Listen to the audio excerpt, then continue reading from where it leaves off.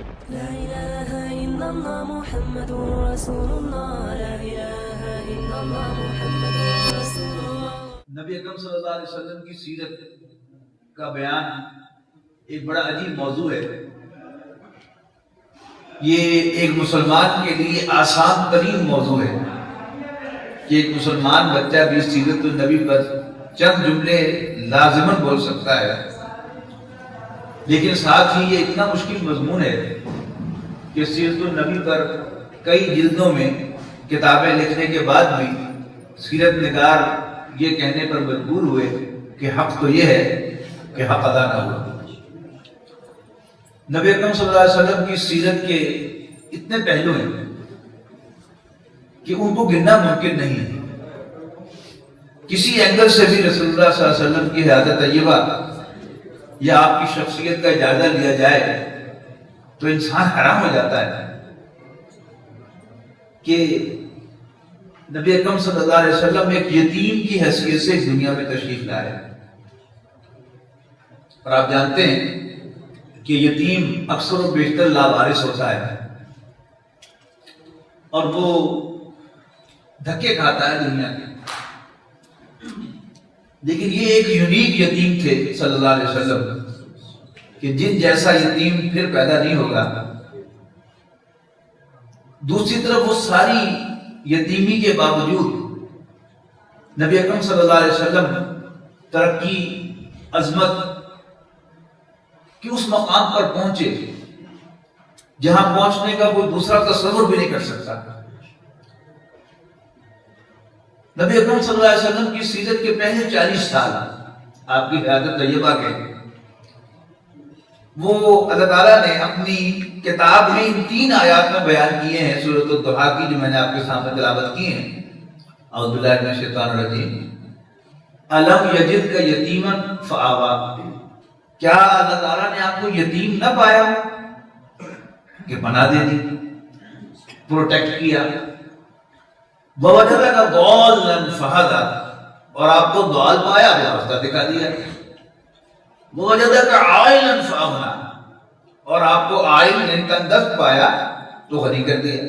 جیسا کہ میں نے عرض کیا، ہم سب جانتے ہیں کہ نبی اکرم صلی اللہ علیہ وسلم اس دنیا میں تشریف لائے تو آپ کے والد گرامی عبداللہ بن عبد المطلب کا انتقال ہو چکا تھا. لہذا ایک یتیم بچے کی حیثیت سے آپ کی اس دنیا میں تشریف آ گئی. لیکن جیسے کہا جاتا ہے کہ رولنگ بال گیدرز نو ماس. رسول اللہ صلی اللہ علیہ وسلم یتیم ہونے کے باوجود لاوارث نہیں ہوئے. عرب کی ٹریڈیشن کے مطابق نبی اکرم صلی اللہ علیہ وسلم یعنی ینگ محمد بن عبداللہ صلی اللہ علیہ وسلم اپنے دادا کی ڈائریکٹ سپرویژن میں چلے گئے. اور عرب کی روایت کے مطابق آپ بنی سعد میں جا کر پرورش پانے لگے. اور وہ واقعہ سنائے بغیر میں رہ نہیں سکتا کہ حضرت سعدیہ حلیمہ سعدیہ رحمۃ اللہ علیہ رضی اللہ عنہ وہ بیان کرتی ہیں کہ میں اپنے گاؤں کی کچھ اور عورتوں کے ساتھ شہر آئی کہ کچھ بچوں کو گود لے آئے. ان کا پروفیشن تھا. عرب کی روایت تھی کہ بچے کو گاؤں میں پرورش کے لیے بھیجا جاتا تھا اور ابتدائی زندگی کے ابتدائی سال وہاں گزارتا تھا. ایک اس کا مقصد تازہ ہوا میں رہنا تھا، لیکن اس کا بڑا مقصد زبان کی حفاظت تھی. عربوں کو زبان کے بارے میں بڑا کریز تھا. عربی زبان پر انہیں ناز تھا اور اس معاملے میں بہت کریزی تھے. اور وہ نہیں چاہتے تھے کہ ان کا بچہ جو ہے اس کی زبان میں دوسری زبانوں کی آلائش ہو، آمیزش ہو. اس لیے کہ مکہ مکرمہ آج ہی نہیں بلکہ پہلے سے وہ ایک انٹرنیشنل سٹی تھا ان دا سینس. کم سے کم عرب کا تو وہ ہیڈ کوارٹر تھا کہ لوگ عمرہ کرنے کے لیے اور حج کرنے کے لیے پورے عرب سے آتے تھے اور تجارتی مرکز بھی تھا. لہذا ہر طرح کی زبان یہاں بولی جاتی تھی اور سمجھی جاتی تھی. اب جب بھی کسی ایسی جگہ جائیں گے جہاں کی زبان آپ کو نہیں آتی اور جب آپ وہاں بزنس شروع کریں گے تو آہستہ آہستہ ان کے الفاظ آپ پک کریں گے اور پھر وہ ان کے الفاظ آپ کی زبان کا حصہ بنیں گے، اور دوسرے تاجر جو ہے وہ آپ کے کچھ الفاظ جو ہے وہ آپ سے لے لیں گے اور وہ ان کی زبان کا حصہ بنیں گے۔ تو اس مقصد کے لیے قریش بچوں کو دیہاتوں میں بھیجتے تھے۔ تو حضرت حلیمہ بیان فرماتی ہیں رضی اللہ تعالیٰ عنہ کہ میں کچھ اور عورتوں کے ساتھ شہر کی طرف گئی، مکہ مکرمہ کی طرف، تو میری گدی جو تھی وہ بہت کمزور تھی، اس لیے کہ میری جو مالی حالات تھے وہ بہت تنگ تھے، اور میری چھاتیوں میں دودھ بھی نہیں تھا۔ تو ہم مختلف گھروں میں گئی بچوں کو لینے کے لیے، تو سب عورتوں نے بچے لے لیے، لیکن مجھے کوئی بچہ نہ ملا۔ تو میں نے اپنے شوہر سے کہا کہ کیا خیال ہے، خالی ہاتھ جانے سے بہتر ہے مجھے 3 بچہ ہی لے لیں۔ تو ہم نے محمد کو صلی اللہ علیہ وسلم حاصل کیا، اور فرماتی ہیں کہ جو ہی میں نے اس بچے کو یعنی محمد بن عبداللہ صلی اللہ علیہ وسلم کو گود لیا تو ایسا معلوم ہوا کہ میری چھاتیاں دودھ سے بھر گئی۔ اچھا، جاتے ہوئے کیا تھا کہ کیونکہ میری گدی کمزور تھی، یادہ میں پیچھے پیچھے تھی، اور باقی عورتیں مجھے پوچھ رہی تھی کہ حلیمہ جلدی کرو کیا کر رہی ہو؟ لیکن جب میں نے اس بچے کو گود لیا صلی اللہ علیہ وسلم تو اب واپسی پر میری گدی سب سے آگے تھی۔ میری بکریاں دودھ نہیں دیتی تھی، یہ بچہ ہمارے گھر میں آیا تو ہماری بکریاں دودھ دینے لگی، ایسی برکت جو ہے وہ سارے گھر کے اندر آ گئی۔ اور باقی جو چرواہے تھے ان کو ان کے مالک جو تھے وہ ڈانٹتے تھے، تم کہتے ہو کہ چرنے کو کچھ نہیں ہے بکریوں کے، تو حلیمہ کی بکریاں کہاں سے چر کے آ جاتی ہیں، تم بھی وہاں جا کے چرایا کرو۔ کسی کو یہ اندازہ نہیں تھا کہ حلیمہ کے گھر میں کون سی برکت آئی ہے۔ رسول اللہ صلی اللہ علیہ وسلم کی تشریف آوری، اس سے اس گھر کے اندر ہر اعتبار سے برکت آئی۔ حضرت حلیمہ کی چھاتیوں میں دودھ آیا، ان کی بکریوں نے دودھ دینا شروع کیا، اور ان کے گھر میں ایک رونق جو ہے وہ ہر طرف سے ہو گئی۔ لیکن روایت کے مطابق 4 سال کی جب آپ کی عمر ہوئی تو حضرت حلیمہ واپس چھوڑنے کے لیے آئیں والدہ کے پاس، لیکن وہ کہتی ہے کہ میرا دل نہیں چاہ رہا تھا کہ میں اس بچے کو اپنے آپ سے جدا کروں، لہذا میں نے بچے کی والدہ سے کہانی ڈالی کہ کیا خیال ہے، بچہ ماشاءاللہ صحت مند ہے، اس کو 2 سال اور گاؤں میں رہنے دیں، ذرا صحت مند ہو جائے گا اور زبان میں بھی فلوئنٹ ہو جائے گا تو پھر میں چھوڑ جاؤں گی۔ تو والدہ نے بچے کے دادا کی اجازت سے 2 سال کی اور اجازت دے دی، اور میں خوشی خوشی بچے کو پھر واپس لے کر آ گئی۔ لیکن جب بچہ 5 سال کا ہوا صلی اللہ علیہ وسلم تو کچھ عجیب واقعات پیش آئے۔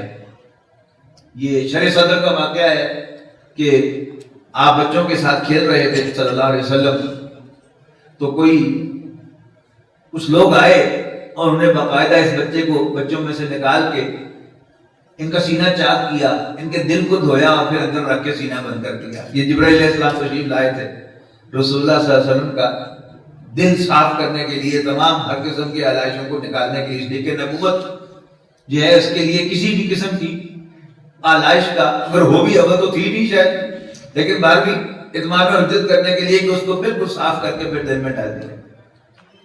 اس طرح کے اور کچھ واقعات ہوئے تو حضرت حلیمہ کہتی ہیں کہ میں ڈر گئی کہ بچہ کہیں میرے پلے نہ پڑ جائے، لہٰذا میں جا کر 5 سال کی عمر میں بھاگ کے جا کے چھوڑا ہی والدہ کے پاس کہ بس اب ٹھیک ہو گیا، ماشاءاللہ صحت مند ہے۔ ساری باتیں تو نہیں بتائی۔ جب آپ کی عمر 6 سال کی ہوئی تو والدہ نے بچے کے دادا سے صلی اللہ علیہ وسلم اجازت مانگی کہ اگر آپ اجازت دیں تو بچے کو والد کی قبر کی زیارت کروا لوں۔ وہ مدینہ منورہ میں ان کا انتقال ہوا تھا، وہیں دفن ہوئے تھے۔ دادا نے اجازت دی تو آپ ایک کنیز کو لے کر اور محمد بن عبداللہ صلی اللہ علیہ وسلم کو لے کر مدینہ منورہ گئیں، باپ کی قبر کی زیارت کرائی رسول اللہ صلی اللہ علیہ وسلم کو، اور واپس مکہ آتے ہوئے راستے میں ان کا انتقال ہو گیا۔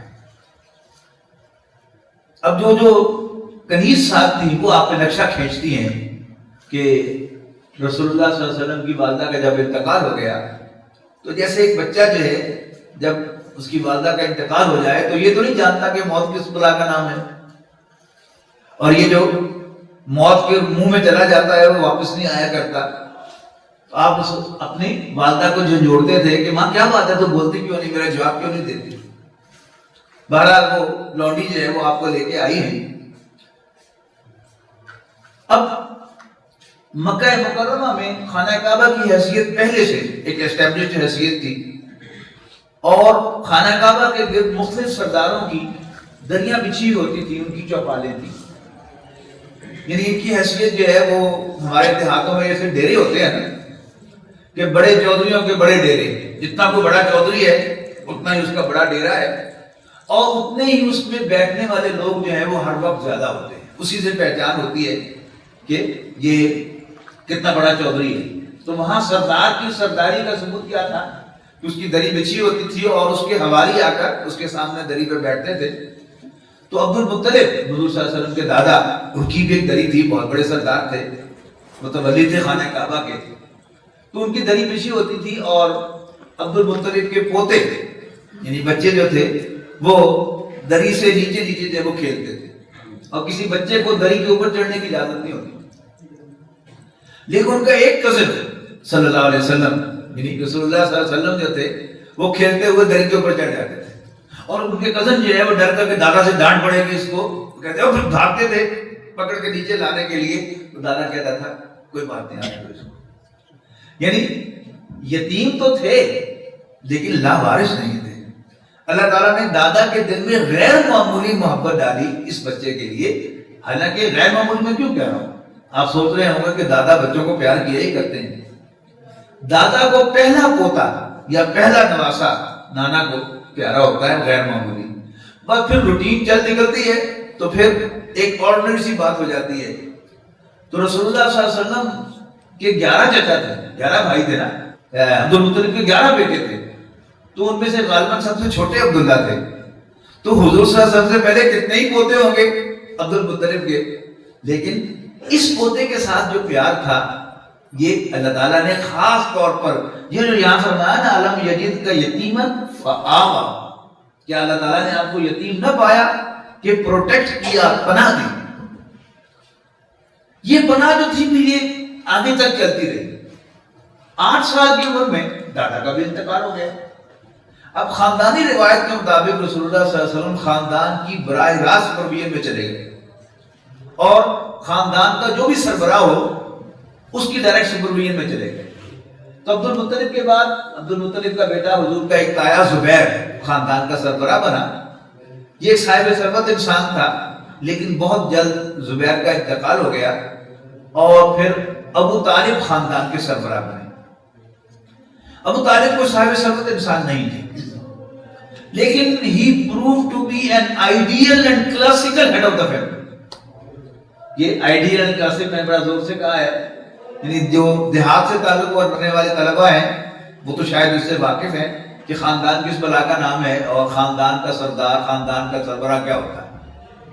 لیکن شہری بابو شاید اس سے واقف نہ ہو، لہٰذا تھوڑی سی میں وضاحت کر دوں کہ آپ اپنے کسی دوست کے ساتھ اس کے گاؤں میں جائیں اور کوئی ایکس وائی زی آپ وہاں سے گزر رہا ہو، خواہ وہ خاتون ہی کیوں نہ ہو، آپ ان سے پوچھیں کہ یہ کون ہے، تو وہ آپ کو اس کا نام بتائے گا، کس کا بیٹا یا کس کی بیوی ہے یہ بتائے گا، اور یہ کس خاندان سے ہے، گجروں میں سے ہے، ڈوگروں میں سے ہے، راجپوتوں میں سے ہے، رائیوں میں سے ہے، یہ بھی بتائے گا. پھر ان کا فائنینشل سٹیٹس بتائے گا کہ اچھا اب شہروں میں فائنینشل سٹیٹس بنتا ہے کہ لکھ پتی کروڑ پتی، دیہاتوں میں فائنینشل سٹیٹس بنتا ہے پیڑیاں کے لیے تو ڈنگر کے لیے. وہ بھی آپ کو بتائے گا کہ ان کا فائنینشل سٹیٹس کیا ہے. پھر کردار بتائے گا کہ یہ کیسے لوگ ہیں، ان کا اخلاق، ان کا کردار کیا ہے. تو رسول اللہ صلی اللہ علیہ وسلم ہر خاندان ہر شخص اپنے خاندان سے پہچانا جاتا ہے. اور آپ کسی تھانے میں چلے جائیں جو خاص طور پر جو آؤٹ اسکرٹ کا تھانہ ہو تو وہاں آپ کو ہر وقت ٹھٹ کے ٹھٹ نظر آئیں گے. شہروں کے تھانوں میں آپ کو نہیں نظر آئے گا. وہاں کیا ہے کہ کسی بھی خاندان کا کوئی بندہ پکڑا گیا، اب پورا خاندان جو ہے اس کے پیچھے جائے گا. اس کے پیچھے تھانے جائے گا، کچہری جائے گا، مقدمے لڑے گا، سپریم کورٹ تک بھی جانا پڑے گا، پورا خاندان جو ہے اس کے پیچھے جائے گا. اسے کہتے ہیں خاندانی پروٹیکشن.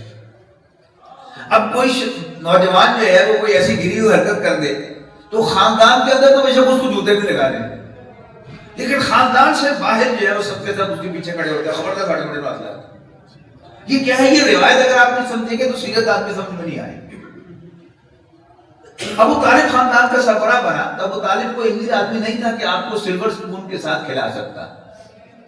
لہذا رسول اللہ صلی اللہ علیہ وسلم کا اپنا فرمان ہے، بخاری کی روایت ہے کہ میں نے بہت ہی قلیل معاوضے پر فلاں خاندان کے جانور چرائے ہیں. اور کہاں چرائے ہیں؟ فیصل آباد میں نہیں، مکہ مکرمہ میں، جہاں normally temperature 50 degree centigrade تک جاتا ہے. سخت ترین محنت کروائی. وہ بھی کیا ہے؟ اللہ تعالیٰ نے رسول اللہ صلی اللہ علیہ وسلم کو تجربے سے گزارا.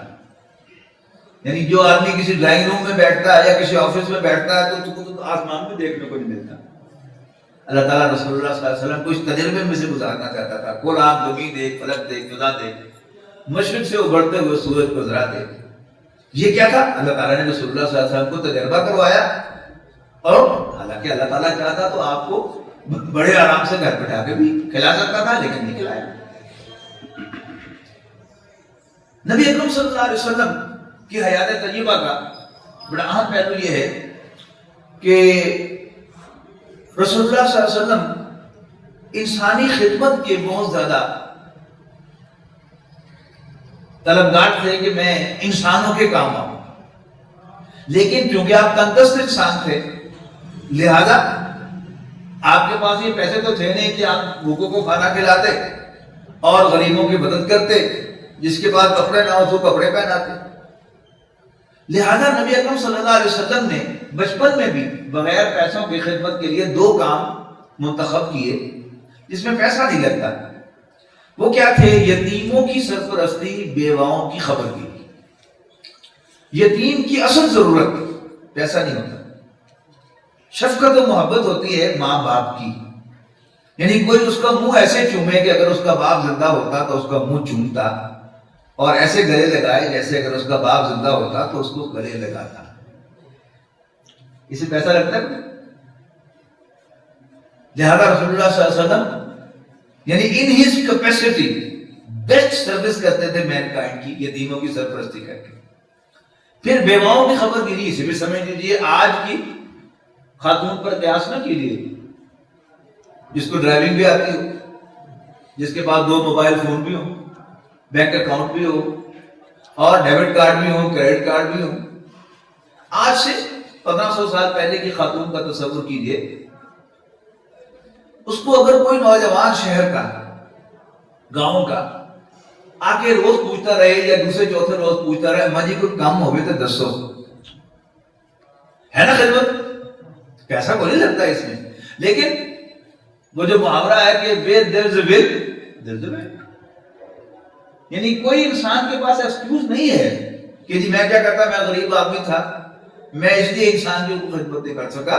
رسول اللہ صلی اللہ علیہ وسلم نے جو پیٹرن سیٹ کیے ہیں، آپ نے جو ٹریڈیشن سیٹ کیے ہیں، وہ بہت وائڈ اسپریڈ ہے. زندگی کی کسی پوزیشن میں چلے جائیں آپ کو رسول اللہ صلی اللہ علیہ وسلم کی سنت اور آپ کی ٹریڈیشن ملے گی کہ جس سے مجھے اور آپ کو انشاءاللہ روشنی ملے گی، رہنمائی ملے گی. نبی اکرم صلی اللہ علیہ وسلم کے لیے اللہ تعالیٰ نے ایک اور بہت خوبصورت انتخاب کیا. وہ انتخاب کیا تھا کہ دیکھیے نبی اکرم صلی اللہ علیہ وسلم ظاہر مکہ مکرمہ کے رہنے والے تھے، اور انسان کا سب سے پہلا تعارف کس سے ہوتا ہے؟ اپنے خاندان کے لوگوں سے. نبی اکرم صلی اللہ علیہ وسلم کی جو خواہش تھی وہ اپنی چچا کی بیٹی حضرت ام ہانی سے شادی کی خواہش تھی، ابو طالب کی بیٹی. لیکن فن ریزن اور دی ادر ابو طالب نے رسول اللہ صلی اللہ علیہ وسلم کو رشتہ نہیں دیا. اگرچہ ایسا میں بات عرض کروں گا کہ رسول اللہ صلی اللہ علیہ وسلم کی پروٹیکشن کا جو حق انہوں نے ادا کیا ہے وہ بھی شاید تاریخ انسانی میں آپ کو کوئی اور مثال نہ ملے کہ کوئی خاندان کا سربراہ اپنے خاندان کے بچے کے لیے اتنی قربانیاں دے جتنی ابو طالب نے دی. لیکن بہرحال کوئی ریزن ہوگی کہ جس کے لیے ابو طالب نے ام ہانی کا رشتہ نہیں دیا. اور وہ ریزن بھی بتا ہی دوں آپ کو اس لیے کہ اللہ تعالیٰ نے حضور صلی اللہ علیہ وسلم کے لیے حضرت خدیجہ کو ٹرین کروایا ہوا. یہ ٹرین کیا ہے؟ یعنی آپ ابھی نوجوان ہیں تو آپ کے ذہن میں تو شاید یہی آتا ہوگا کہ شادی کا مقصد سیکس ہے. لیکن شادی کا مقصد صرف سیکس نہیں ہے. یعنی شادی کے اور بہت سے پہلو ہیں. یعنی ایک تو شادی کے ساتھ ایک لفظ استعمال کرتے ہیں شادی خانہ آبادی. پھر بیوی کے لیے ایک بڑا خوبصورت لفظ استعمال کیا جاتا ہے رفیقہ حیات. یعنی یہ سیکس سے ہٹ کر شے ہے. پھر مرد کی جو ضروریات ہیں ان میں صرف سیکس ہی نہیں ہے. مرد کی بہت سی ضروریات ہیں جو جتنی سیانی عورت ہوگی اتنی زیادہ جو ہے وہ ان ضروریات سے واقف ہوگی اور وہ اپنے شوہر کو خوش رکھے گی. حضرت خدیجہ رضی اللہ تعالیٰ نے وہ 2 دفعہ بیوہ کیوں کروایا اللہ تعالیٰ نے؟ It wasn't a chance. It wasn't an accident کہ حضور صلی اللہ علیہ وسلم کو کوئی کنواری لڑکی نہیں ملی.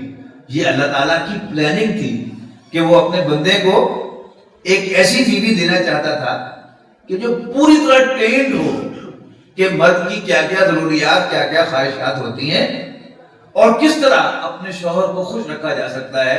تو یہ ٹرینڈ خاتون اللہ تعالیٰ نے رسول اللہ صلی اللہ علیہ وسلم کے نکاح میں دی. واقعہ تو آپ کو معلوم ہے, وقت نہیں ہے کہ میں اب تفصیل میں دوبارہ جاؤں کہ رسول اللہ صلی اللہ علیہ وسلم کے پاس چونکہ پیسے نہیں تھے, عام طور پر سیرت نگاروں نے یعنی سرسری طور پر کہہ دیا کہ آپ نے تجارت شروع کر دی. تجارت تو پیسے سے ہوتی ہے, آپ کے پاس تو سرمایہ تھا ہی نہیں. آپ بزنس کے تجارت کے پیشے سے وابستہ ہوئے, آپ تاجر نہیں تھے. آپ لوگوں کا مال لے کے جاتے تھے اور اسے بیچتے تھے. اور تاریخ انسانی میں پہلی دفعہ یہ ہوا کہ کوئی بیچنے والا, مال بیچنے والا اپنے مال کا نقص بتا کر بیچے اور مال بیچنے کے لیے بھی جھوٹ نہ بولے. نبی اکرم صلی اللہ علیہ وسلم کی شہرت ہو گئی پورے شہر میں کہ یہ ہاشمیوں کا یہ نوجوان عبداللہ کا بیٹا محمد صلی اللہ علیہ وسلم یہ مال بیچنے کے لیے بھی جھوٹ نہیں بولتا اور مال کا نقص پہلے بتا کے بیچتا ہے. لہذا مکے والوں نے آپ کو الصادق اور الامین کا خطاب دیا, سچا اور کھرا جانبدار. اور آپ کو معلوم ہے کہ حضرت خدیجہ رضی اللہ تعالیٰ عنہ مکہ مکرمہ میں کس نام سے پہچانی جاتی تھی؟ الطاہرہ, پاک باز خاتون. تو اللہ تعالیٰ نے یعنی چن کے ایک عورت جو ہے وہ ٹریننگ دلا کے حضور صلی اللہ علیہ وسلم کی رکھی ہوئی تھی. لہذا رسول اللہ صلی اللہ علیہ وسلم کوئی ایک محرومی والی بات نہیں تھی کہ آپ کو کوئی جوان لڑکی کوئی کنواری نہیں ملی. یہ اللہ تعالیٰ کا تحفہ تھا رسول اللہ صلی اللہ علیہ وسلم کے لیے. اور میں سچ کہتا ہوں آپ سے, یقین مانیے 64 سال میری عمر ہو گئی ہے, میں نہیں سمجھتا کہ حضرت خدیجہ جیسی خاتون کوئی اور پیدا ہوئی ہے یا ہوگی. جیسے رسول اللہ صلی اللہ علیہ وسلم بھی ایک ہی ہے نا, حضور صلی اللہ علیہ وسلم کی ڈپلیکیشن نہیں ہوگی کبھی بھی. انسانیت اپنے معراج پر پہنچ گئی رسول اللہ صلی اللہ علیہ وسلم پر. ایسے ہی میں سمجھتا ہوں کہ حضرت خدیجہ بھی عورت کے اندر جو جو خوبیاں پائی جا سکتی ہیں ان ساری خوبیوں سے پوری طرح مزین تھی حضرت خدیجہ رضی اللہ تعالیٰ عنہ, جو رسول اللہ صلی اللہ علیہ وسلم کو اللہ تعالیٰ نے تحفے میں دی. آپ کو معلوم ہے کہ جب عورت ذرا 4 برتن زیادہ لے کے آ جائے جہیز کے تو اس کا نخرہ نہیں سنبھالا جاتا. لیکن یہ پتہ نہیں کیا عورت تھی, انمیچڈ. حضرت خدیجہ کا بھی جیسے رسول اللہ صلی اللہ علیہ وسلم کا میچ نہیں ہے, حضرت خدیجہ کا بھی کوئی میچ نہیں ہے. ایک مرتبہ رسول اللہ صلی اللہ علیہ وسلم ذرا کچھ پریشان سے تشریف لائے تو زوجہ محترمہ نے پوچھا رضی اللہ تعالیٰ عنہ, آپ پریشان کیوں ہیں؟ تو آپ نے فرمایا کہ میں باہر گھوم رہا تھا, میں نے قافلہ دیکھا, بڑا قسمہ کرسی کا عالم تھا, بچے بھوک سے مر رہے تھے, میں سوچ رہا تھا کہ میرے پاس بھی کچھ سرمایہ ہوتا تو میں ان کی مدد کرتا. تو حضرت خدیجہ کو فوراً سٹرائک ہوا, میں تو بھول گئی کہ میرا شوہر دیانتدار آدمی ہے صلی اللہ علیہ وسلم. اس لیے کہ حضرت خدیجہ نے تو اپنا مال بس رکھ دیا تھا سامنے, بھر دو اس کو. تو ان کو سٹرائک ہوا کہ یہ میرے مال کو میری اجازت سے برت رہے ہو, اللہ کے بندے کی اپنا مال نہیں سمجھتے اس کو. لہٰذا انہوں نے مکی کے سرداروں کو بلایا اور ان سب سے کہا کہ تم گواہ رہو کہ میں نے اپنا سارا مال اپنے شوہر محمد بن عبداللہ بن عبد المطلب کو ہبہ کر دیا صلی اللہ علیہ وسلم. یہ ہے ووجدک عائلا فاغنا، اللہ تعالیٰ نے آپ کو تنگ دست پایا تو غنی کر دیا. اب نبی اکرم صلی اللہ علیہ وسلم پر آپ کا کوئی بدترین دشمن بھی گمراہی کا الزام نہیں لگا سکا کہ کبھی کسی سٹیج پر انہوں نے کبھی کسی بت کو سجدہ کیا ہوگا. نو، بدترین دشمن بھی آپ پر یہ الزام عائد نہیں کر سکا. اس کا مطلب کیا ہے کہ آپ اللہ تعالیٰ کی عبادت میں ہمیشہ راہ راست پر تھے، ہدایت پر تھے. لیکن آپ کی حیات طیبہ ایک دوسرے پہلو سے گواہی دیتی ہے کہ آپ کو سمجھ نہیں آ رہا تھا کہ میں انسان کی خدمت کیسے کروں. پہلے بغیر سرمایہ کی خدمت کی، مزہ نہیں آیا. کبھی وہ الفاظ زبان پہ آئے نا، حضرت خدیجہ کے پوچھنے پر کہ آپ پریشان کیوں؟ انہوں نے سارا مال دے دیا. اس کا مطلب کیا ہے کہ اب آپ نے حضرت خدیجہ کے مال کو انسانی خدمت کے لیے صرف کرنا شروع کر دیا ہوگا. انڈرسٹوڈ ہے؟ لیکن ایسا معلوم ہوتا ہے کہ نبی اکرم صلی اللہ علیہ وسلم کو سیٹسفیکشن نہیں ہوئی، اس لیے کہ پھر آپ نے حلف الفضول جائن کیے. حلف کہتے ہیں نا اوتھ کو، اور فضول یہ معلوم ہوتا ہے کہ فاضل سے نکلا ہے. اکثر سیرت نگاروں نے کہا ہے کہ یہ فضل سے نکلا ہے. اور اس میں بہت سے فضل نامی شخص شریک تھے، فضل بن عبداللہ، فضل بن عباس، فضل بن فلاں. تو سوال یہ ہے کہ حضور صلی اللہ علیہ وسلم کا نام تو فضل نہیں تھا، آپ کا نام تو محمد تھا صلی اللہ علیہ وسلم. تو یہ فضول جو ہے یہ فاضل سے ہے، یعنی ایڈیشنل والنٹیئر ورک. یعنی ایک انسان کا بزنس ہوتا ہے اور ایک اس کی کوئی والنٹیئر آرگنائزیشن کے ساتھ اٹیچمنٹ ہوتی ہے. تو یہ والنٹیئر آرگنائزیشن تھی، اس کا موٹو کیا تھا؟ ہم بھوکوں کو کھانا کھلائیں گے، جب کوئی مدد کو پکارے گا تو اس کی مدد کو پہنچیں گے اور ظالم کا ہاتھ روکیں گے وغیرہ وغیرہ. اب ایسی آرگنائزیشن جو ہوتی ہیں بڑی قابل رحم ہوتی ہیں، مجھے تو ان کا بہت رحم آتا ہے. آپ ان کے دفتروں میں جائیں، ان کے ہیڈ کوارٹرز میں جائیں، پہلے چارٹ لگے ہوئے ہوتے تھے جب ہم جوان تھے. اب ڈیجیٹل ڈسپلے ہوگا کہ ہماری آرگنائزیشن دن دگنی رات چوگنی ترقی کر رہی ہے. ثبوت کیا ہے؟ ہماری آرگنائزیشن 2010 میں بنی تھی اور پہلے ہی سال ہم نے 500 بھوکوں کو کھانا کھلایا تھا. اگلے سال ہم نے 2000 بھوکوں کو کھانا کھلایا اور اب ہم لاکھوں کو کھانا کھلاتے ہیں. اب میرے جیسا آدمی چھوٹے آئی کیو کا بڑا انٹرسٹ ہوتا ہے اور کہتا ہے میرا بھی حصہ ڈال.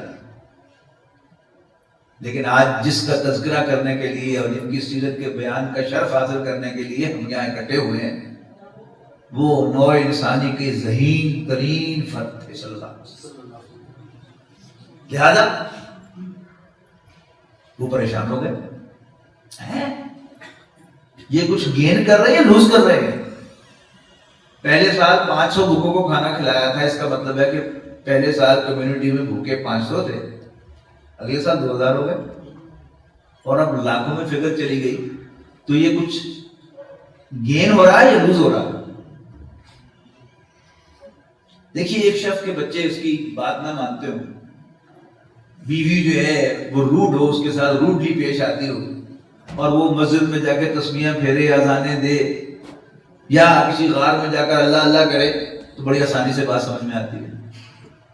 جس گھر میں خدیجہ جیسی بیوی ہو رضی اللہ تعالیٰ عنہ اور وہ گھر چھوڑ کر، وہ ظاہر ہے مکے کی سب سے متمول خاتون تھی تو she must have the most lavish house of the town. تو لیوش گھر بھی ہو اور کمپنی بھی حضرت خدیجہ کی ہو اور وہ چھوڑ کر وہ 1000 فٹ کی بلندی پر غار حرا میں جا کر وہاں عبادتیں کرے، سمجھ میں آتی ہے بات میں؟ unless he is really upset. وہ upsetness کیا ہے؟ یعنی آپ کی زندگی کو دیکھیے، بغیر پیسے کی خدمت کی، یتیموں کی سرپرستی، بیراہوں کی خبر گیری، حضرت خدیجہ کے بعد سے خدمت، پھر حلف الفضول میں خدمت جوائن کی نا. لیکن معلوم ہوا کہ آپ پریشان ہوئے کہ ہے ظلم بڑھتا چلا جا رہا ہے. اس لیے کہ جیسے بھوکوں کو کھانا کھلانا شروع کرے تو بھوک بڑھتی چلی جاتی ہے. اسی طرح ایک بڑی غلط فہمی ہے کہ اگر 2-4 ظالموں کی گردنیں اڑا دی جائیں تو ظلم ختم ہو جائے گا. سنتے ہیں نا وقت فوقت کہ بس کوئی ایسی آئے نا حکومت یا مارشاء اللہ آئے اور جو ایک دفعہ 15-20 سیاستدانوں کی گردنیں اڑا دے تاکہ ملک جو ہے وہ گنڈوں سے اور چوروں سے پاک ہو جائے. کبھی نہیں ہوگا. آپ 2 ظالموں کو ماریں گے 4 پیدا ہوں گے، 4 کو ماریں گے 10 پیدا ہوں گے، 10 کو ماریں گے 50 پیدا ہوں گے۔ جیسے کھانا کھلانے سے بھوک ختم نہیں ہوتی، ایسے ہی ظالموں کو مارنے سے ظلم ختم نہیں ہوتا۔ اب حضور صلی اللہ علیہ وسلم ذہین انسان ہے، آپ نے اتنے اٹیمپٹس کیے انسانی خدمت کے، لیکن آپ سیٹسفائیڈ نہیں ہیں، کر نہیں پا رہے۔ آئی بلیو کہ رسول اللہ صلی اللہ علیہ وسلم کو غار حرا میں لے کے جانے والی یہی چیز ہے، غور و فکر۔ اس لیے کہ بخاری کی روایت ہے کہ رسول اللہ صلی اللہ علیہ وسلم نے فرمایا، حضرت عائشہ روایت کرتی ہیں، یعنی حضور صلی اللہ علیہ وسلم سن کر کے فلما بلغ 40 سنۃ، جب آپ کی عمر 40 سال کے قریب ہوئی، کان حبب الیہ الخلاء، تو آپ کو خلوت بہت پسند آنے لگی، وکان یخلو الی غار حرا، اور آپ غار حرا میں جا کر خلوت گزین ہوتے، ویتحنث فی، اور اس میں عبادت کرتے۔ اب حدیث کی شرح لکھنے والوں کے سامنے یہ سوال آیا کہ قرآن مجید نازل نہیں ہوا تھا، نماز فرض نہیں ہوئی تھی، وہ کون سی عبادت تھی جو آپ 7 ہفتے جا کر کرتے رہتے تھے وہاں پر؟ تو حدیث کی شرح لکھنے والوں نے کہا کہ کان صفات تعبدہ فی غار حرا التفکر والاعتبار، کہ غار حرا میں آپ کی عبادت کی نوعیت غور و فکر تھا۔ اچھا، پھر بعض لوگوں نے بڑا سرسری طور پر کہہ دیا کہ جی آپ اس کائنات کا غور و فکر کر رہے تھے کہ کس نے پیدا کیا، کیوں پیدا کیا۔ بڑی بچکانہ بات ہے، قرآن مجید گواہ ہے، قرآن مجید میں ایک دفعہ نہیں کئی دفعہ آئی ہے یہ بات، لئن سألتهم من خلق السماوات والارض لیقولن اللہ۔ اے نبی، یقیناً اگر آپ ان سے پوچھیں کہ آسمانوں اور زمین کو کس نے پیدا کیا تو لازماً کہیں گے کہ اللہ تعالیٰ ہی نے پیدا کیا۔ اگر مکے کا عام کافر جانتا ہے کہ اس کائنات کا خالق اللہ تعالیٰ ہے تو رسول اللہ صلی اللہ علیہ وسلم کو کیسے پتہ نہیں ہوگا؟ یہ غور و فکر اس پر تھا کہ یا اللہ، میں تیرے بندوں کے کام کیسے آؤں، میں غربت کیسے ختم کروں، میں ظلم کیسے ختم کروں، میں ڈیپریویشن کیسے ختم کروں، احساس محرومی، سینس آف ڈیپریویشن کیسے ختم کروں۔ یہ تھا وہ آپ کا غور و فکر، اور جو آپ کو وہاں جواب ملا وہ کیا تھا؟ اقرأ بسم ربک الذی خلق، پڑھ اپنے اس رب کے نام سے جس نے پیدا کیا۔ ہمارے بہت سے دوست جو ہیں وہ قرآن مجید کو سائنس کی کتاب سمجھتے ہیں، بایولوجی کی کتاب سمجھتے ہیں کہ دیکھیے کہا ہوا ہے کہ اللہ جی جس نے جمے ہوئے خون سے پیدا کیا، یہ کسی پتہ نہیں ہے۔ گاؤں کی رہنے والی ایک ان پڑھ خاتون جس نے اسکول کا چہرہ بھی نہ دیکھا ہوگا، اسے بھی پتا ہے کہ اس نے انڈا توڑا تو ایک سرخ لائن نظر آئی تو وہاں پھینک دیتی ہے، اور تھوڑا سا اور خراب ہو جائے تو جمع ہوا خون ہوتا ہے، اور خراب ہو جائے تو ایک انفارم سا چوزا ہوتا ہے، اور پھر انفارم چوزا جو ہے وہ بھی نکلتا ہے اس میں۔ اصل بات کیا ہے؟ مکے کے مرد، مکے کی عورتیں، کیا وہ بھیڑ بکریاں نہیں پالتے تھے؟ بکریوں کی ابارشنز نہیں ہوتی تھی، اونٹنیوں کی ابارشنز نہیں ہوتی تھی، ان کی خواتین ابارٹ نہیں کرتی تھی۔ اگلی سٹیج میں ابارشن ہوتی ہے تو خون نکلتا ہے، ذرا لیٹ سٹیج ہو جائے تو جمع ہوا خون نکلتا ہے، پھر ایک انفارم سا ماس نکلتا ہے، اور پھر اس کے آگے جا کر پھر ایک فارم بچہ جو ہے وہ بھی مردہ جو ہے وہ پیدا ہو جاتا ہے۔ اصل بات کیا تھی کہ مکے کے کافر اللہ تعالیٰ کو، قریش مکہ اللہ تعالیٰ کو خالق مانتے تھے لیکن رب نہیں مانتے تھے، رازق بھی مانتے تھے۔ سورہ یونس کی آیت نمبر 31 بڑی عجیب ہے، آپ کو بڑی حیرانی ہوگی سن کر۔ فرمایا قل من یرزقکم من السماء والارض، ان سے پوچھو کہ بتاؤ بھلا تمہیں آسمان و زمین سے رزق کون دیتا ہے؟ ام من یملک السمع والابصار، یا یہ پوچھو کہ کون کانوں اور آنکھوں پر کنٹرول رکھتا ہے؟ ومن یخرج الحی من المیت ویخرج المیت من الحی، اور کون مردہ کو زندہ سے اور زندہ کو مردہ سے پیدا کرتا ہے؟ ومن یدبر الامر، اور کون کاموں کی تدبیر کرتا ہے؟ سیقولون اللہ، تو کہیں گے اللہ۔ فقل افلا تتقون، تو پھر ان سے پوچھو اس سے ڈرتے کیوں نہیں ہو؟ اور پھر اللہ تعالیٰ نے اپنا قرآنک تعارف کروایا، اور وہ کیا ہے؟ فذالکم اللہ ربکم الحق، تو پھر سمجھ لو یہی اللہ تمہارا حقیقی رب ہے۔ رب کے معنی پالنے والے کے نہیں، مالک کے، آقا کے۔ آج بھی اگر آپ نے عربی زبان میں یہ کہنا ہو کہ امیہ بن خلف حضرت بلال کا آقا تھا، تو آپ کے لیے اور کوئی لفظ آپ کے پاس نہیں ہے یہ کہنے کی بجائے کے علاوہ کہ کانا امیہ رب بلال، امیہ بن خلف حضرت بلال کا رب تھا۔ حدیث جبرائیل میں جو الفاظ آئے ہیں ان تلد الامۃ ربتہا کہ لونڈی اپنی مالکن کو جنم دے گی تو رب کی مؤنث کیا ہے؟ ربتن، وہ آیا وہاں پر. تو لفظ اللہ عربی زبان میں اللہ تعالیٰ کے لیے بنا تھا اور صرف اللہ تعالیٰ ہی کے لیے بولا جا سکتا تھا. غیر اللہ کے لیے لفظ اللہ نہیں بولا جا سکتا عربی زبان میں. جیسے انگریزی میں کیپٹل جی والا گاڈ جو ہے وہ صرف اللہ تعالیٰ کے لیے، غیر اللہ کے لیے وہ بولا ہی نہیں جا سکتا. اس کے مقابلے میں لفظ رب عربی زبان میں اللہ تعالیٰ کے لیے نہیں بنا تھا. سب لوگ آگے آگے آ جائیں، پیچھے جو دوست آ رہے ہیں ان کو دقت ہو رہی ہے. جیسے انگریزی زبان میں کیپٹل جی والا گاڈ، تو عربی زبان میں لفظ رب یہ اللہ تعالیٰ کے لیے نہیں بنا تھا. لفظ اللہ تعالیٰ کے لیے بنا تھا اور لفظ رب اللہ تعالیٰ کے لیے نہیں بلکہ لارڈز کے لیے بنا تھا. جیسے میں نے کہا کہ امیہ بن خلف حضرت بلال کا آقا تھا. اس کی عربی کیا ہے؟ کانا امیہ رب بلال رضی اللہ عنہ. قرآن مجید نے کیا کیا؟ قرآن مجید نے اپنی پہلی ہی آیت میں ان ارباب کے نیچے سے کرسی کھینچ لی کہ رب تم نہیں ہو، رب اللہ ہے. اب اس کو دیکھیے کہ یہاں جو سارا ہنگامہ عرب میں ہو رہا ہے کہ میں نے عرض کیا نا کہ آپ پر کوئی بدترین دشمن بھی آپ پر یہ الزام نہیں لگا سکا کہ آپ نے کبھی کسی بت کو سجدہ کیا. تو پھر اچانک کیا ہو گیا؟ اب سمجھیے کہ وہ اچانک کیا ہوا. میں یعنی ایک ڈرامائی انداز میں آپ کے سامنے رکھتا ہوں کہ حضرت بلال رضی اللہ تعالیٰ عنہ رسول اللہ صلی اللہ علیہ وسلم پر ایمان لے آئے. اب یہ ایمان لانے کے بعد وہ اپنے آقا امیہ بن خلف کے پاس گئے اور انہوں نے کہا کہ سر آئی ایم ویری سوری کہ میں آپ کی خدمت میں بڑی کوتاہی کرتا رہا اور نوکر کچھ نہ کچھ کمزور بائی نیچر ہوتا ہی ہے. میں کمزوری سے کام بھی لیتا ہوں بلکہ چوری بھی کرتا رہا ہوں. لیکن وہ جو ہے نا ہاشمیوں کے، وہ عبداللہ کے بیٹے محمد صلی اللہ علیہ وسلم، میں ان کی زبان میں اس وقت کہہ رہا ہوں. لیکن ہم تو حضور کے لیے درود بھیجیں گے، لیکن اس وقت تو ظاہر ہے کہ جب مکے کے قریش حضور کا ذکر کرتے ہوں گے تو وہ محمد صلی اللہ علیہ وسلم تھوڑا کہتے ہوں گے. ٹھیک ہے، تو انہوں نے کہا ہوگا کہ وہ جو عبداللہ کے بیٹے ہیں نا، عبد المطلب کے پوتے،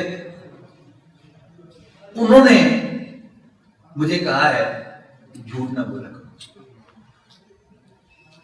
انہوں نے کہا ہے کہ چوری نہ کیا کرو. انہوں نے کہا ہے کہ چیٹ نہ کیا کرو، کم چوری بھی نہ کیا کرو. لہذا آج سے میں آپ کی خدمت بڑی دیانتداری سے کیا کروں گا.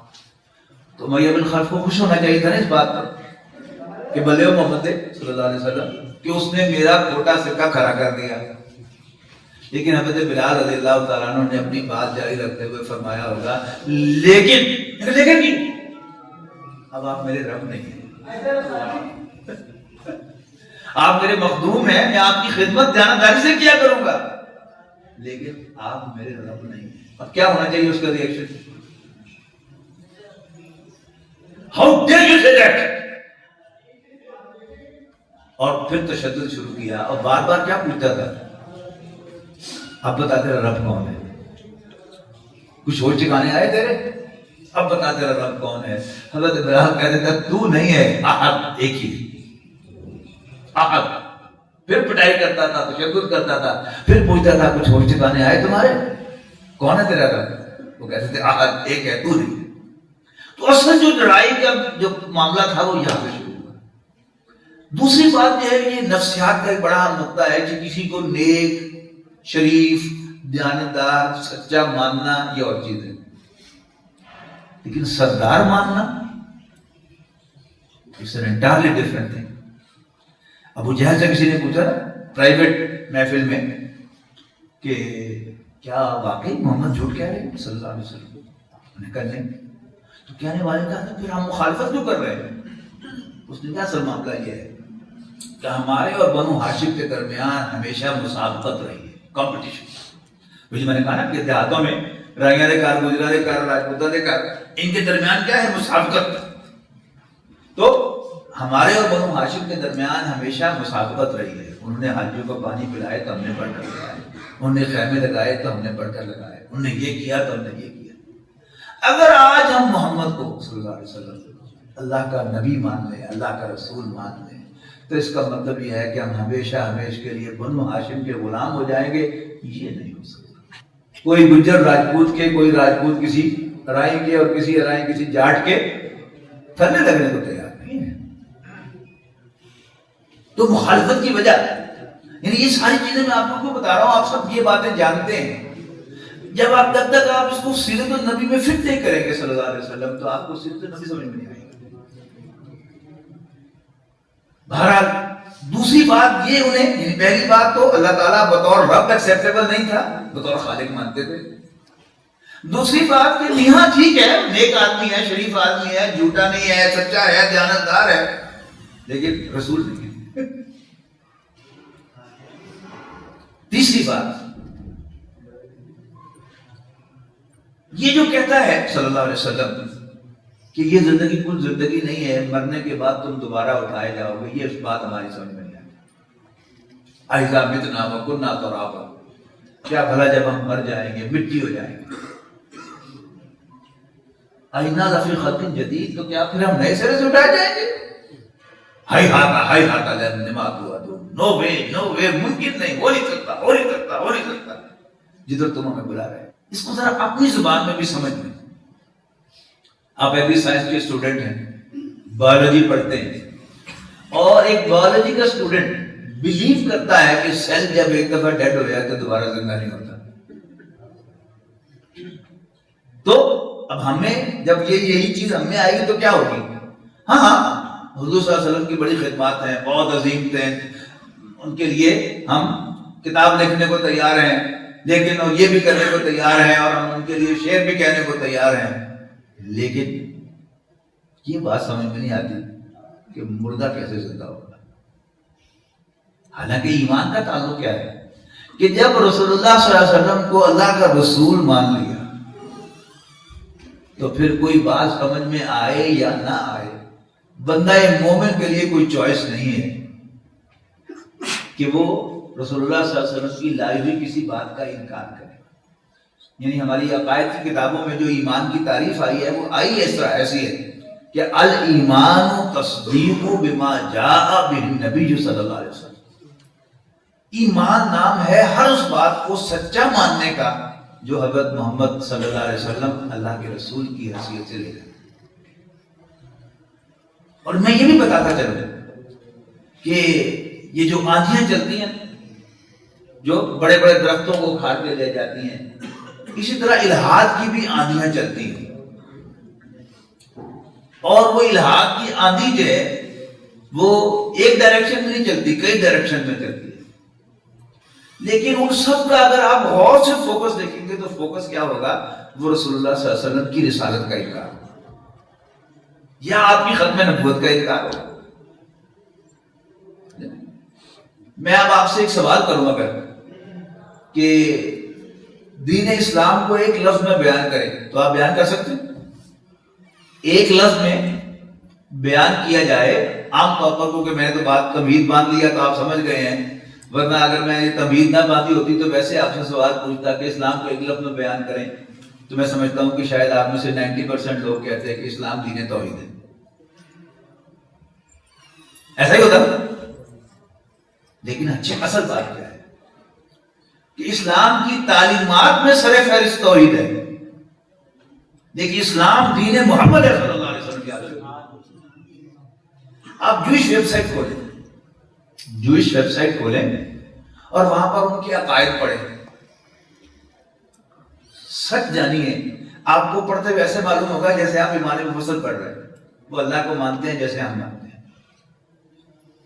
وہ فرشتوں کو مانتے ہیں، نبیوں کو مانتے ہیں، کتابوں کو مانتے ہیں، بعث بعد الموت کو مانتے ہیں، آخرت کو مانتے ہیں، جنت و دوزخ کو مانتے ہیں، یہاں تک کہ تقدیر کو مانتے ہیں۔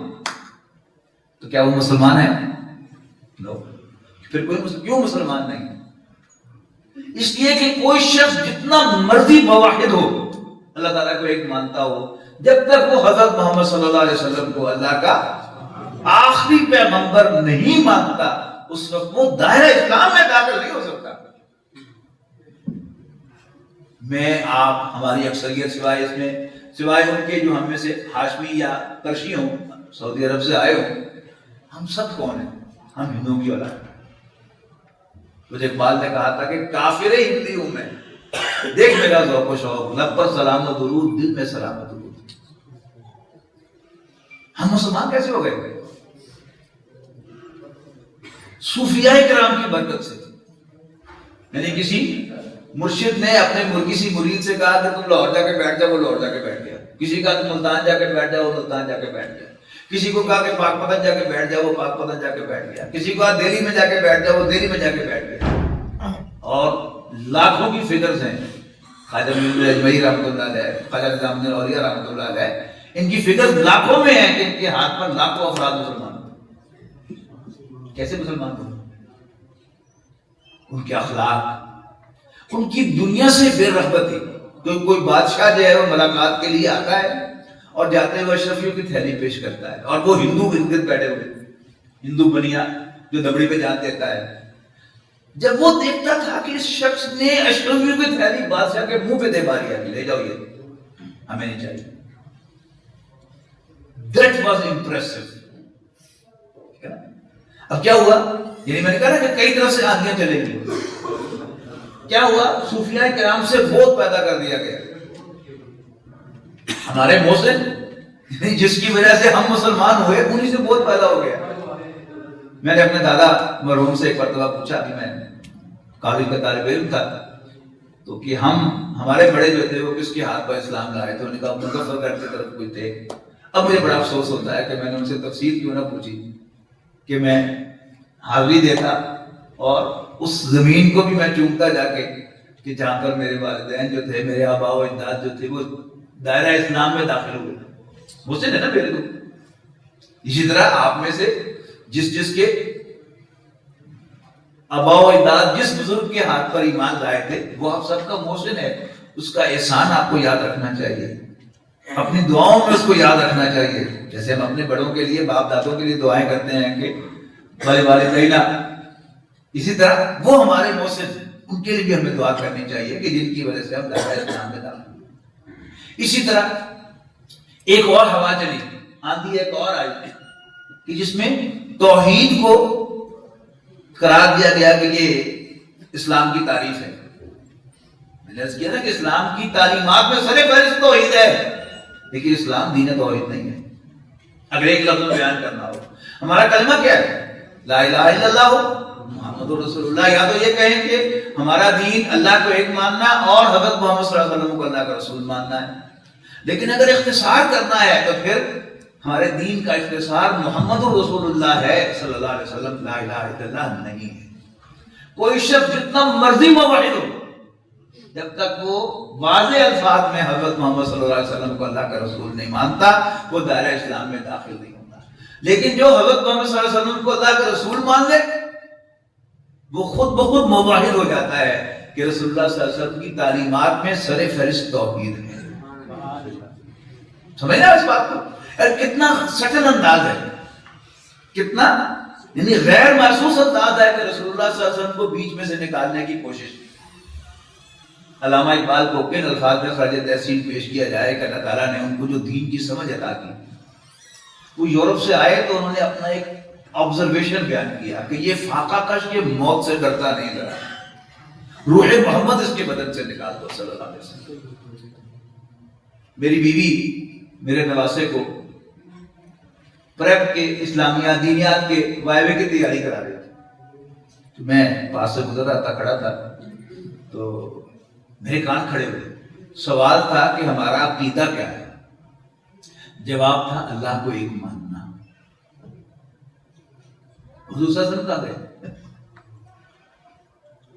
یعنی روح محمد اس کے بدن سے نکال تو بڑے غیر محسوس طریقے سے ادھر سے ادھر سے۔ پھر ابھی ربیع الاول ختم نہیں ہوا، لیکن پہلے 12 دنوں میں ریڈیو پر، ٹی وی پر، اخبارات پر رسول اللہ صلی اللہ علیہ وسلم کو بھرپور خراج تحسین پیش کیا جاتا ہے۔ اور آج سے 20 سال پہلے ایک ہی ٹی وی تھا اور مختلف مقررین کو، علماء کو، دانشوروں کو بلا کر موقع دیا جاتا تھا کہ وہ رسول اللہ صلی اللہ علیہ وسلم کو خراج عقیدت پیش کریں، خراج تحسین پیش کریں۔ لیکن پھر 15-20 سال پہلے، 17 سال پہلے جنرل پرویز مشرف کے دور سے ایک تو ٹی وی چینلز کی بھرمار آئی اور ایک نیا فتنہ شروع ہوا، اور وہ ہے مذاکروں کا فتنہ۔ ایک ٹرینڈ اینکر، میں زور دے کے کہہ رہا ہوں، اس کی ٹریننگ کیا ہے اینکر کی؟ کہ وہ کسی کو اپنی بات نہ کرنے دے، بلکہ اپنی بات اس کے منہ میں سے ڈال کر واپس نکلوائے۔ ٹرینڈ اینکر جو ہے وہ مہمانوں کو بلاتا ہے، ان کا تعارف کرواتا ہے، پہلے مہمان سے باقاعدہ تقاضا کرتا ہے کہ آپ ہمارے ناظرین کو رسول اللہ صلی اللہ علیہ وسلم کی صداقت کے بارے میں بتائیں۔ دوسرے سے تقاضا کرتا ہے کہ آپ حضور کی دیانت کے بارے میں بتائیں۔ بیچ میں بول کے کہتا ہے سلام اس پر جس نے گالیاں سن کر دعائیں دی۔ اور تیسرے مقرر سے مہمان سے تقاضا کرتا ہے کہ آپ حضور صلی اللہ علیہ وسلم کے اخلاق حمیدہ کے بارے میں بتائیں کہ وہ بڑھیا جو آپ کا کوڑا پھینکا کرتی تھی، آپ اس کی بھی تیمارداری کے لیے گئے تھے۔ آدھے گھنٹے کا پروگرام ختم ہو جاتا ہے۔ رسول اللہ صلی اللہ علیہ وسلم کا تذکرہ ایک صادق، امین اور خلیق انسان کی حیثیت سے ہوتا ہے، اور آپ کو پتہ نہیں چلتا کیا ہوا۔ رسول اللہ صلی اللہ علیہ وسلم کا تذکرہ اللہ کے رسول کی حیثیت سے ہوا ہی۔ اب صادق اور امین تو مکے کا کافر بھی کہتا تھا آپ کو، تمہیں نہ بات ہے۔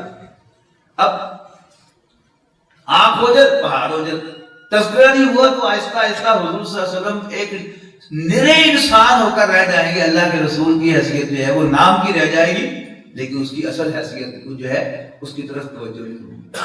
حالانکہ آپ نوٹ کیجئے گا کہ ہم میں سے کون ہے وہ شخص، کون سا مسلمان ہے جو حضور صلی اللہ علیہ وسلم کی سچائی، آپ کی دیانتداری اور آپ کے حسن اخلاق پر کوئی شک رکھتا ہے کوئی مسلمان ایسا؟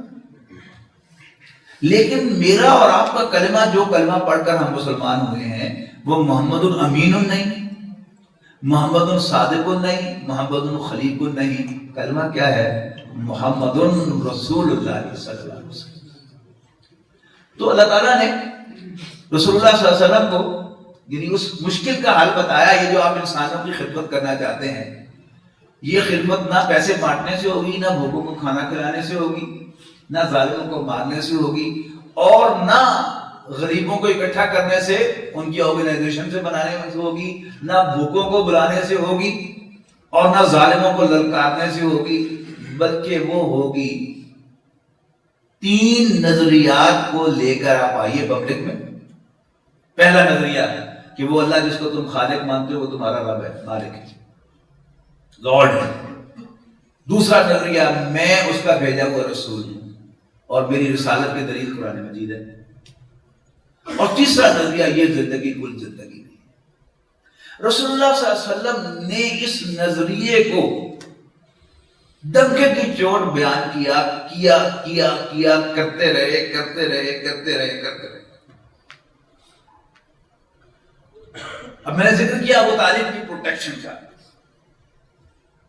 باقی اس میں کوئی شک نہیں ہے، اس جیسا پروٹیکٹر بھی اپنے کسی بچے کو کبھی پیدا نہیں ہوگا دنیا میں، پروٹیکٹ کرنے والا۔ رسول اللہ صلی اللہ علیہ وسلم کو کوئی ہاتھ نہیں لگا سکا۔ حضرت بلال کو گھسیٹا، تشدد کیا، حضرت سمیہ کو مارا، حضرت یاسر کو مارا، لیکن آپ پر ہاتھ کیوں نہیں اٹھایا جا سکا؟ سوائے سکے تائے کے، ابو لہب بدماش کے، کمبخت کے، اور کوئی آپ پر کوئی ہاتھ دست دراز نہیں کر سکا۔ کیوں؟ ابو طالب دیوار بن کے کھڑا تھا، باہر کا کوئی آدمی میری آنکھ سے بھی دیکھ نہیں سکتا ہے۔ بڑی بڑی پروپوزل لے کے آئے قریش، اچھا بچہ ایکسچینج کر لو، عتبہ بن ربیعہ کا ایک بیٹا بڑا ہینڈسم تھا، یہ تم لے لو اور محمد ہمارے والے کا۔ وہ طالب نے کیا بڑا بڑے سیانے ہو تسی میرے بڑے نو مار دیو تے میں تہاڈے کو تم کھواواں۔ تقاضا کیا تھا کہ یہ بندہ ہمارے والے کا۔ ابو طالب نے کہا لو بھائی۔ قریش نے کہا اچھا پھر اگر تم یہ ہمارے حوالے نہیں کرتے پھر ہم پورے خاندان کا بائیکاٹ کرتے ہیں۔ سوال پوچھا کیا تھا کہ شیب ابن طالب مقاطعہ جو تھا، بائیکاٹ جو تھا، وہ کتنے سال کا تھا؟ 3 سال۔ محرم 7 نبوی سے شروع ہوا اور محرم 10 نبوی کو جا کے ختم ہوا، اور اس کے بعد پھر پہلے حضرت خدیجہ کا انتقال ہوا اسی سال، اور پھر ابو طالب کا انتقال ہوا۔ اس کو عام الحزن کہتے ہیں، غم کا سال۔ اچھا اس کے بعد پھر اکثر سیرت نگاروں نے پتہ نہیں کیوں تذکرہ نہیں کیا، حالانکہ وہ ٹرننگ پوائنٹ تھا ابو طالب کا انتقال۔ یعنی وہ حضور صلی اللہ علیہ وسلم کے لیے اصل جو غم تھا وہ ابو طالب کا انتقال نہیں تھا. اصل جو غم تھا وہ اس کے بعد شروع ہوا کہ حضور صلی اللہ علیہ وسلم کا بدترین دشمن ابو لہب خاندان کا سربراہ بن گیا اور اس نے 2 ہفتوں کے اندر رسول اللہ صلی اللہ علیہ وسلم کو خاندان بنو ہاشم سے نکالا. الفاظ جو ہیں وہ حضور صلی اللہ علیہ وسلم کے لیے مناسب نہیں ہے، لیکن میں بات سمجھانا چاہتا ہوں.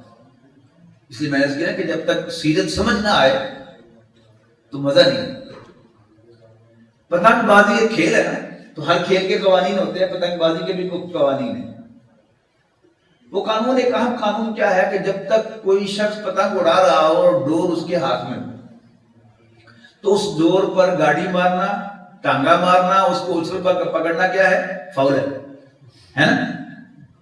لیکن جب وہی پتنگ کٹ جاتی ہے اب اس کی ڈور جو ہے اچھل پر پکڑنا بھی جائز ہے، ٹانگا مارنا بھی جائز ہے، گاڑی مارنی بھی جائز ہے.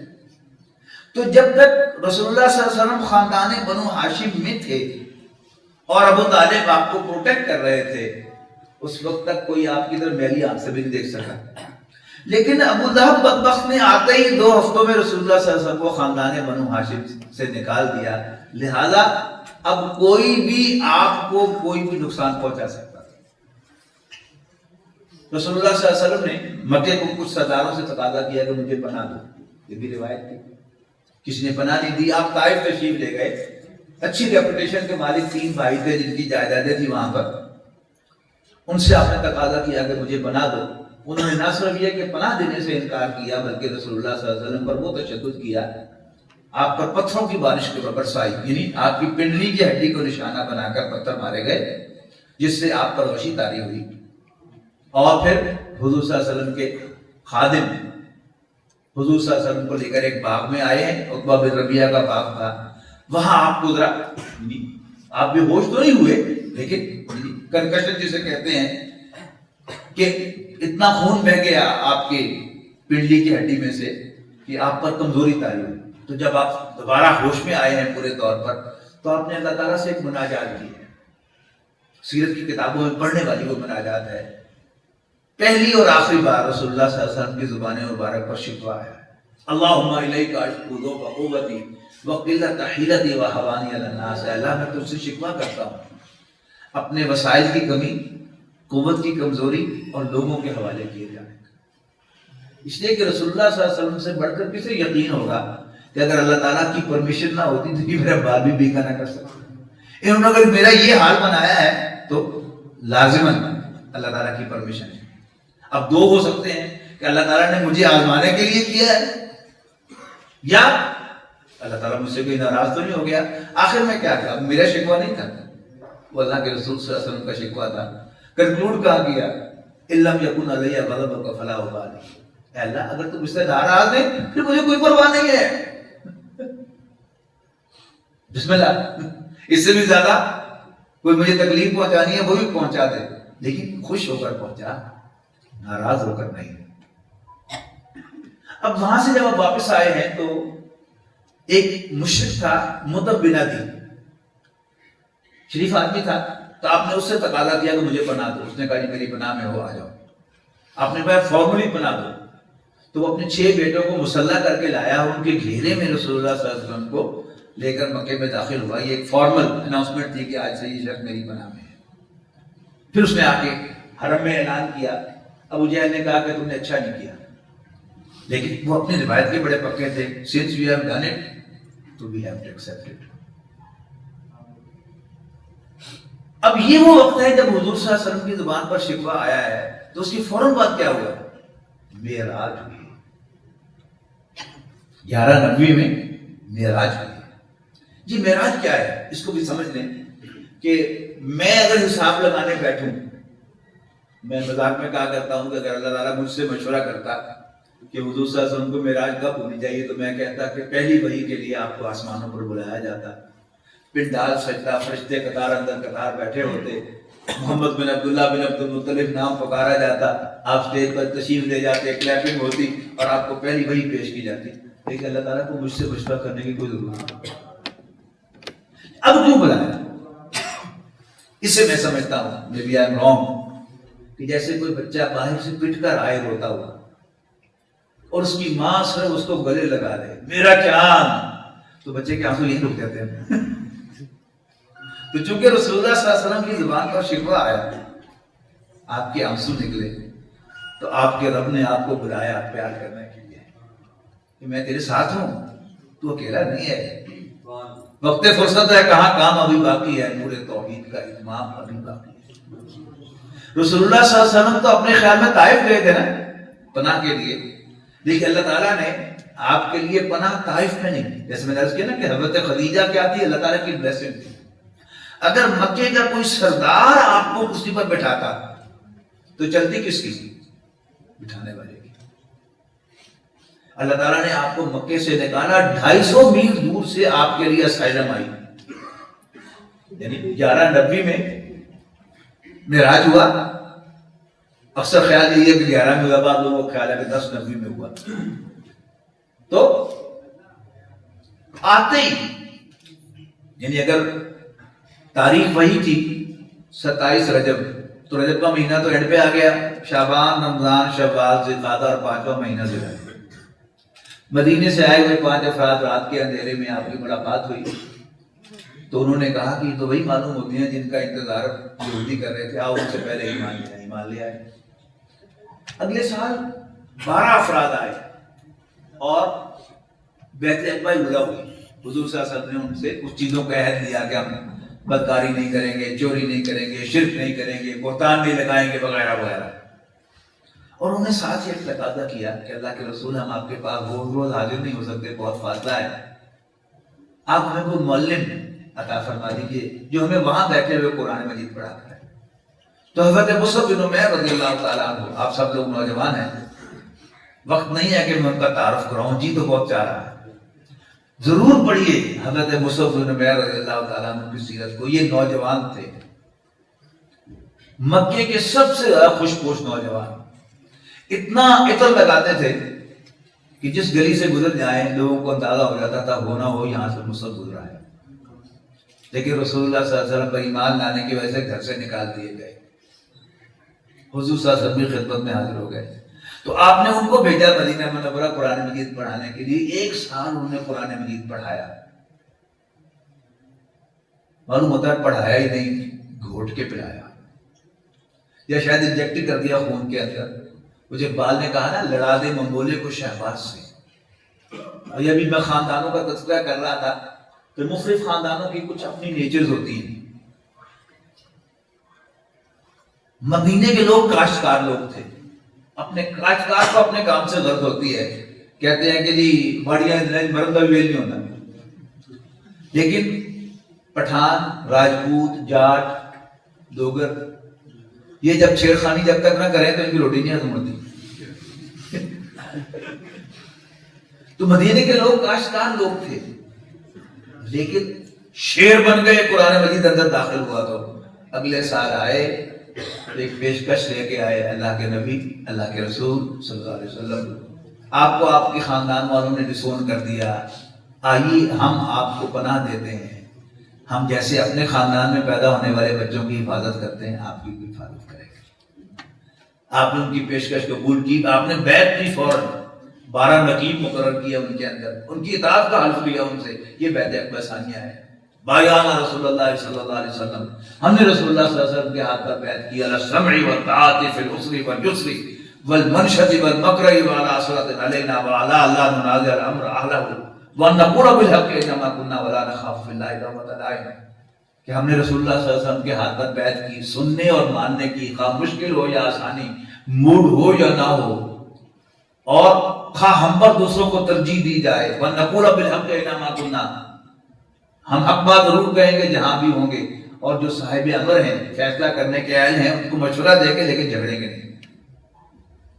اور پھر ربیع الاول میں نبی اکرم صلی اللہ علیہ وسلم مدینہ منورہ تشریف لے آئے. آتے ہی آپ نے آ کر 3 کام کیے.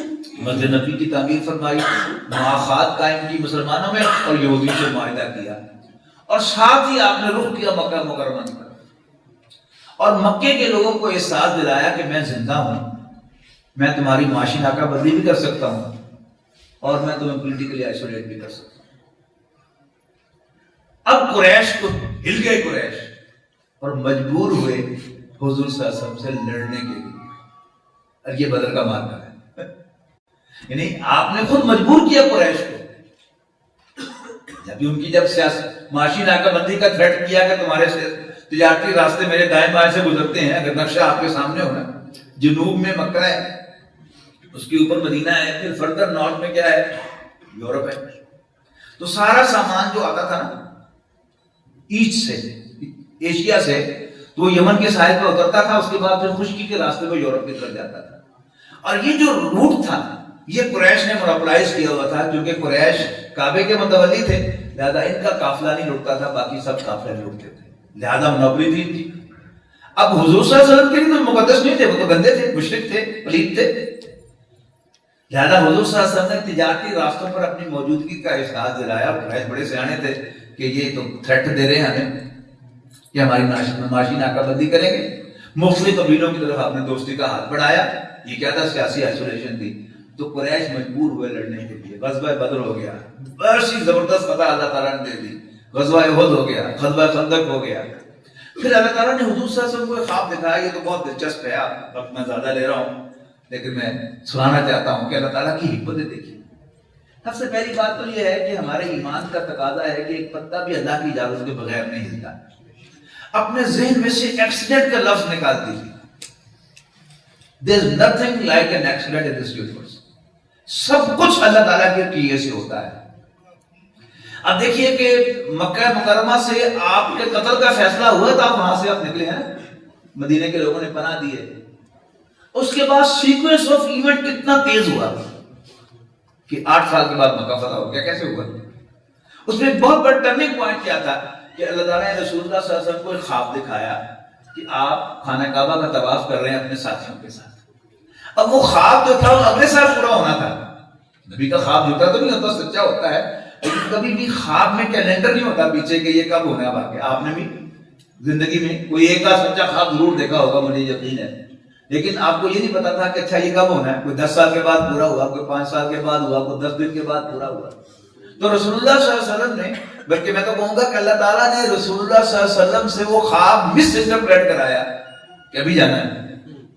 اچھا باقی کیا ہوتا ہے کہ جب حضور صلی اللہ علیہ وسلم کوئی کام کرنے لگتے ہیں وہ ٹھیک نہیں ہوتا تھا تو اللہ تعالیٰ کی طرف وہی آتی تھی فوراً، نہیں ایسے نہیں، ایسے نہیں، ایسے نہیں، ایسے. اب وہی کیوں نہیں آئی؟ تو میں تو کہتا ہوں کہ اللہ تعالیٰ نے خود مس انٹرپریٹ کرایا حضور صلی اللہ علیہ وسلم سے وہ خواب. اللہ تعالیٰ وہاں آپ کو لے کے جانا چاہتا تھا مکے کے پاس، چلے گئے، کوئی وہی نہیں آئی کہ اگلے سال ہونا ہے. وہاں کیا ہوا؟ حضرت عثمان کو بھیجا نیگوسیشن کے لیے کہ ہم صرف عمرہ کرنے آئے ہیں، لڑنے کا کوئی ارادہ نہیں. قریش نے شرارت کی کہ حضرت عثمان کو ڈیلے کیا اور خبر اڑا دی کہ حضرت عثمان شہید ہو گئے رضی اللہ تعالیٰ. اب رسول اللہ صلی اللہ علیہ وسلم نے اس افواہ پر ایکٹ کیا. پھر اللہ تعالیٰ نے وہی نہیں بھیجی، انہوں نے نہیں افواہ ہے، ڈونٹ بی ایموشنل. کیا کیا حضور صلی اللہ علیہ وسلم؟ واقعی آپ نے اس کو بہت سیریس آفینس سمجھا اور صحابہ سے تقاضا کیا کہ میرے ہاتھ پر بیعت کرو موت کی، ہم مر جائیں گے عثمان کے خون کا بدلہ لیے بغیر نہیں جائیں. جب 1400 صحابہ نے مرنے کی بیعت کر لی، اب بڑے پسو قریش وہ ایک مرنے مارنے کو تیار ہو گئے.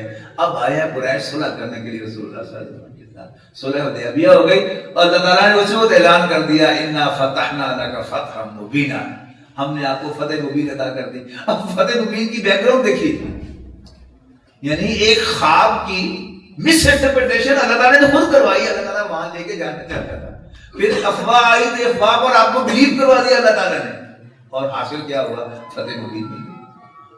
اور پھر اگلے سال یہ عمرہ قضا ہوا اور اس سے اگلے سال مکہ فتح ہو گیا. اچھا مکہ فتح ہوا تو آپ نے حاصل کیا کیا؟ کوئی تاج بنوایا، کوئی تخت بنوایا، کوئی پوشاک بنوائی، کوئی محل تعمیر کرایا؟ نہیں. وہی ہوا جو وہ پہلے دن سے آپ کے ذہن میں تھا کہ میں انسانوں کے کیسے کام آؤں. ایک نظام قائم کیا، پھر اس پر صحابہ کرام نے آپ کے اس مشن کو مکمل کیا، خاص طور پر حضرت عمر فاروق رضی اللہ تعالیٰ عنہ نے.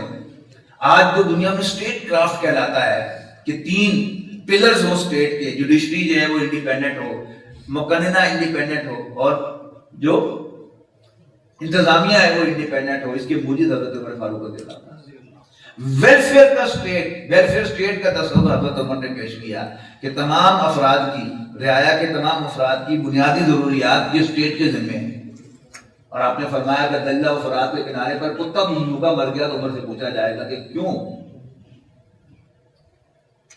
تو وہ جو مشن تھا وہ اللہ تعالیٰ نے پورا کروایا، اور اس کے بعد پھر وہ عمارت جو رسول اللہ صلی اللہ علیہ وسلم نے قائم کی تھی، وہ خلافت کی عمارت، وہ پچھلی صدی میں 1924 کو آ کر زمین بوس ہو گیا، وہ خلافت ابالش کر دی گئی۔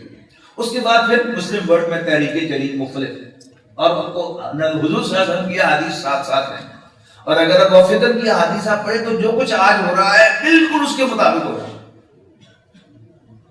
اور حضور صلی اللہ علیہ وسلم کی احادیث ہیں کہ کوئی، حضور صلی اللہ علیہ وسلم چونکہ پوری نوع انسانی کے لیے رسول بنا کے بھیجے گئے تھے، صرف مکے کے لیے نہیں، صرف عرب کے لیے نہیں، تو اللہ تعالیٰ کے دین کو، حضور صلی اللہ علیہ وسلم کے دین کو پوری دنیا پر نافذ ہونا ہے۔ اب دوبارہ وہ اپلفٹ ہوگا، اب بھی ویسے ہی ہوگا کہ میری اور آپ کی ذمہ داری ہوگی کہ ہم قرآن مجید لوگوں کو سنائیں پڑھ پڑھ کر، اور ان کے اندر ایمان پیدا کریں، اور جو لوگ قرآن مجید پڑھنے سے جو یقین پیدا ہوگا وہ ہوگا آخرت کا یقین، رسول اللہ صلی اللہ علیہ وسلم کے رسول ہونے کا یقین اور آخرت کا یقین۔ اللہ تعالیٰ کو تو دنیا ہمیشہ کسی نہ کسی رنگ میں مانتی رہی، اور یہ بھی میں بتا دوں کہ تاریخ انسانی میں ہمیشہ اللہ تعالیٰ کی منکر بھی رہی ہیں، مشرک بھی رہے ہیں، باغی بھی رہے ہیں، لیکن کبھی عذاب نہیں آیا کسی قوم پر جب تک رسول نہیں آیا۔ اصل سزا جو ہے وہ رسول کا انکار ہوتا ہے، اللہ کا انکار۔ اللہ بہت بڑا ہے، بہت بڑا ہے، اس کی شان میں کوئی فرق نہیں آتا کہ پوری دنیا اس کا انکار کر دے۔ ہاں، اللہ تعالیٰ نے اپنے جو پیغمبر بھیجے ہیں انہیں اپنی غیرت قرار دیا ہے، جو میرے پیغمبر کا انکار کرے گا میں اس کو پیس کے رکھ دوں گا۔ قوم نوح تباہ ہوئی کس پر؟ حضرت نوح کا انکار کرنے پر۔ قوم ہود تباہ ہوئی کس پر؟ قوم عاد تباہ ہوئی حضرت ہود کا انکار کرنے پر۔ قوم ثمود تباہ ہوئی حضرت صالح کا انکار کرنے پر۔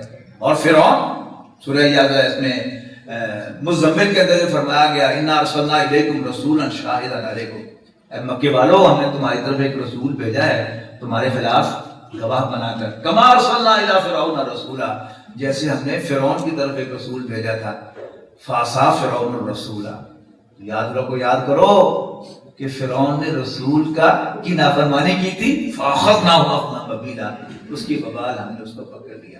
تو رسول اللہ صلی اللہ علیہ وسلم کی سیرت بلا شبہ ایک یونیک شے ہے، اور اس کا پڑھنا ہم پر ویسے ہی فرض ہے جیسے ہم پر نماز روزہ جو فرض ہے۔